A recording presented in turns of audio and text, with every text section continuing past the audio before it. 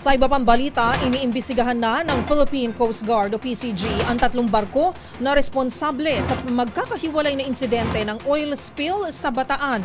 Ayon pa sa PCG, sinisilip din nila ang anggulo ng oil smuggling bilang isa sa mga posibleng sanhi ng mga pagtagas. Ang balitang yan silipin sa pagtutok ni Boy Gonzales. Iniimbestigahan na ng Philippine Coast Guard ang 3 barko na responsable sa Bataan oil spill sa lugar. Bukod sa paglubog ng 2 at pagkakasadsad ng isa, nais din malaman ng PCG kung sangkot sila sa oil smuggling o yung tinatawag na paihi sa ibang barko habang nasa dagat.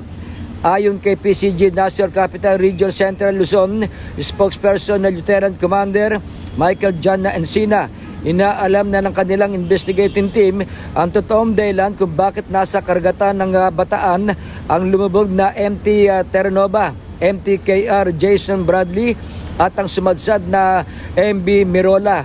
Nabatid na ginagawang paihi ang langis mula sa malaking barko ay ililipat sa mas maliit na sasakyang pandagat sa karagatan upang maiwasan ang pagbabayad ng buwis. Sinabi pa ni Encina na patuloy silang nakikipag-ugnayan sa ibang ahensya para tulungan sila at kapag may resulta na ay kanilang ilalabas upang maging transparent kung ano talaga ang naging dahilan ng insidente. Para sa MBC TV Network News, ito si Boy Gonzales, una sa Pilipinas, una sa Pilipino.